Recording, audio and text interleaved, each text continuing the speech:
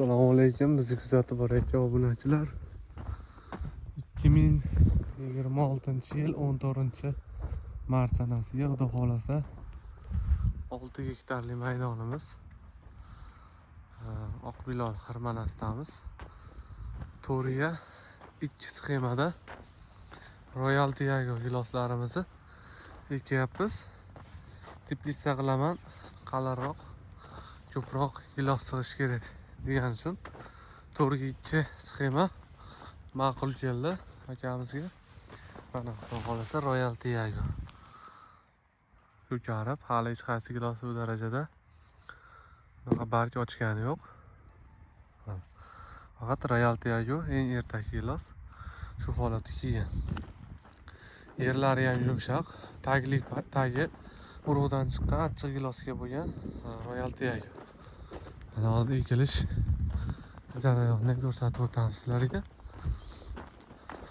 Mana shu sxemasini chiqarib, ko'k izolentaga to'g'rilab turib ekilyapti.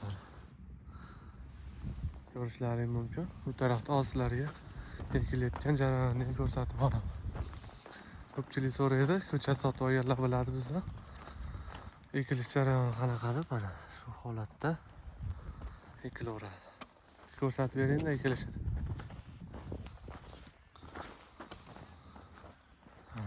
Ko'chatni olamiz, chuqurlik ko'chatni tomiriga qarab qo'yilaveradi. Bizda mana shu ko'k izolentani metka qilib olgan uchun shunga to'g'rilab ekilaveradi. Ko'mishda ahamiyat berasizlar. Ko'mishda shu payvand bo'lgan joygacha ko'milishi kerak. Sababi metgacha ko'milib qolsa, chirib qolishi mumkin. Ko'milib yaxshilab ezib qo'yiladi.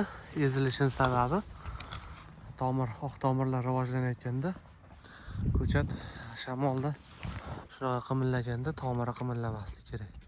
Agar bo'sh bo'lib qolsa, qimillaganda ko'chat nobud bo'lib qolish ehtimoli yuqori. Do'stlar, bog'imizni ko'rishlaring mumkin. Chiroyli holatda keltirib beryapmiz. Bu tarafda setkalar tortilib, kapilniga tayyorgarlik etyapti. Do'stlar, shunaqangi intensiv bog' yaratmoqchi bo'lsalaring, bemalol bizga aloqaga chiqaverasizlar. Chiroyli qilib ishlarni bitirib beramiz. Ko'chatimizni dona bayiga kelishamiz. Bir dona ekish narxi kelishilgan holatda yeringizni qattiq yumshoqligiga qarab sog' bo'lasizlar. Bizni kuzatishda davom etasizlar. Sara ko'chatlar. Bittadan obuna bo'lib, do'stlaringizga jo'natib qo'yasizlar.